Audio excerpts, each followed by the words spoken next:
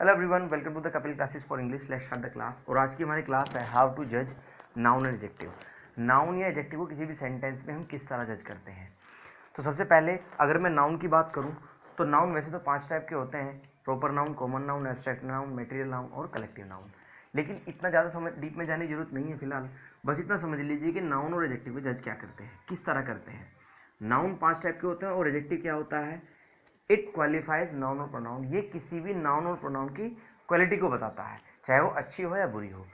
तो दोनों को जज करने के लिए मैं आपके सामने एक दो सेंटेंस लिख रहा हूं, जिसको सेंटेंस को पढ़ने के बाद समझने के बाद वो क्लियर हो जाएगा कि नाउन और एडजेक्टिव को किस तरह जज करते हैं। सबसे पहला सेंटेंस है आपका, he is a good boy. Number 2 है he is good. He is a boy. अब देखिए इस वाले सेंटेंस में आपको दिख रहा होगा ही इज ए बॉय अपने आप में कंप्लीट सेंटेंस है।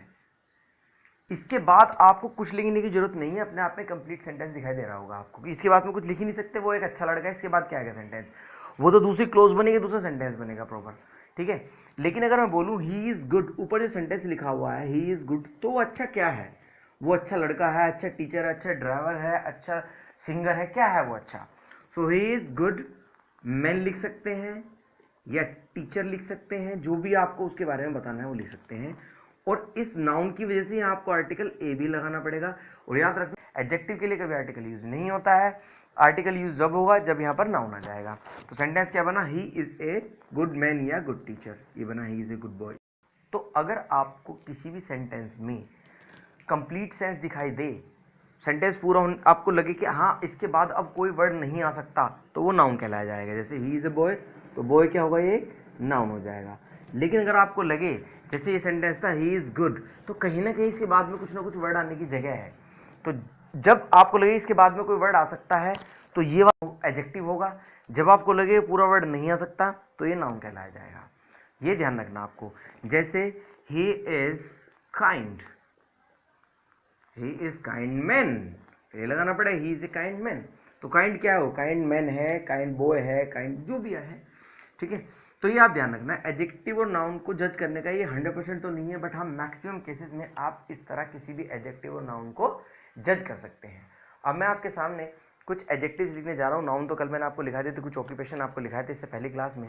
अब मैं आपके सामने कुछ एडजेक्टिव लिखने जा रहा हूँ जिनको आप इस तरह से यूज़ करेंगे। और ख़ास बात ये है एडजेक्टिव की ना ही तो कोई सेकंड फॉर्म होती, ना ही कोई थर्ड फॉर्म होती, ना ही आईएनजी लगता। सवाल पूछना है तो आर यू आ सकता है, सवाल पूछने के आर यू आ जाएगा। जैसे आर यू विटी, विटी का मतलब होता है हाजिर जवाब। क्या जी हाजिर जवाब, क्या आप हाजिर जवाब हैं? Yes I am witty. Witty boy लिख देंगे तो ए आ जाएगा, I am a witty boy. I am witty नहीं है तो नोट आ जाएगा, और ही के लिए इज आ जाएगा। ही इज विटी, वो तो बहुत हाजिर जवाब है। ही इज वेरी विटी लगा दीजिए, ही इज विटी, वो तो हाजिर जवाब है। तो सवाल जवाब इस तरह ही पूछे जाएंगे जिस तरह नाउन के पूछे जाते हैं, इसमें भी इस तरह के पूछे जाएंगे, ठीक है। कोई क्वेश्चन क्वेरी अगर आपकी हो तो जैसे मैं आपको एडजेक्टिव बताऊंगा धीरे धीरे आप पूछ सकते हैं।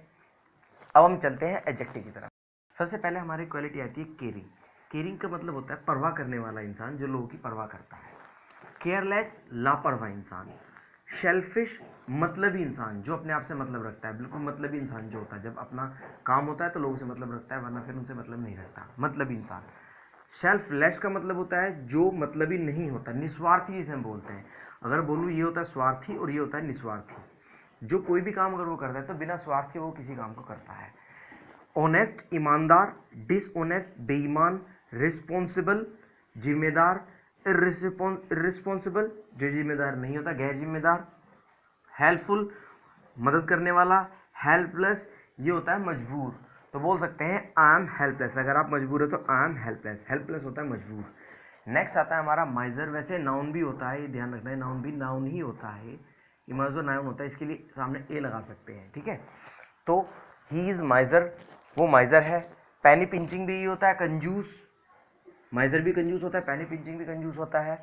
नेक्स्ट हमारा आता है एक्स्ट्रावेगेंट। एक्स्ट्रावेगेंट वो होता है जो पैसे को खुल के खर्च करता है, बहुत खर्च करने वाला, खर्चीला इंसान जो होता है एक्स्ट्रावेगेंट कहलाया जाता है। थ्रिफ्टी और फ्रूगल, दोनों का मतलब होता है वो इंसान जो पैसे को बहुत सोच समझ के खर्च करता है, वो थ्रिफ्टी या फ्रूगल बोलते हैं उनको। काइंड, बहुत दयालु। क्रूल, निर्दयी जो होता है। बुली, झगड़ालू लोग जो होते हैं, ये बुली होते हैं, दबंग टाइप के लोग जो होते हैं, बुली। प्राउड, देखिए प्राउड के दो मीनिंग होते हैं। अगर आप बोल रहे हैं I am proud of you, तो इसका मतलब है कि आपको, मुझे आप पर गर्व है। लेकिन अगर आप बोल रहे हैं ही इज़ प्राउड, इसका मतलब वो घमंडी है। इसके दो मीनिंग है, यहाँ पर घमंडी कहलाया जाएगा। इस तरह से अगर आप यूज़ करेंगे तो इसका मीनिंग घमंडी है। ही इज़ प्राउड का मतलब इट मीन्स वो घमंडी है। काम होता है बहुत शांत नेचर का इंसान, एरोगेंट होता है गुस्सैल, फ्रैंक होता है थोड़ा सा ओपन माइंडेड, जो आपने सुना होगा ही इज़ वेरी फ्रैंक, जो बातों को कह देता है, ज़्यादा कंजर्वेटिव नहीं होता। ओपन माइंडेड होता है, खुले विचारों वाला।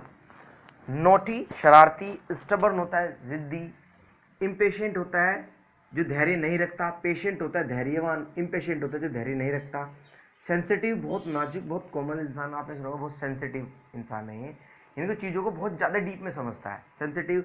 नाइस, अच्छा। इमोशनल, आपको पता है भावुक जो इंसान होता है। बैड टेम्पर्ड, इसे मैं गुस्सैल बोल सकता हूँ। मीन माने घटिया इंसान। रूड, जो बिहेव में भी उसके एक अक्खड़पन सा रहता है, तो वो रूड। क्रेजी, पागल, पागल मतलब वो वाला तो मैड होता है, क्रेजी मतलब एक तरह से किस चीज़ को लेकर पागल है, ऐसे बोल सकते हैं he is crazy for his career, career के लिए वो पागल है। ऑप्टिमिस्ट, आशावादी, जो उम्मीद रखता है कि किसी काम को हमेशा पॉजिटिव रहता है। सपोज उसने कोई काम शुरू किया तो उस काम के लिए हमेशा आशावादी रहेगा।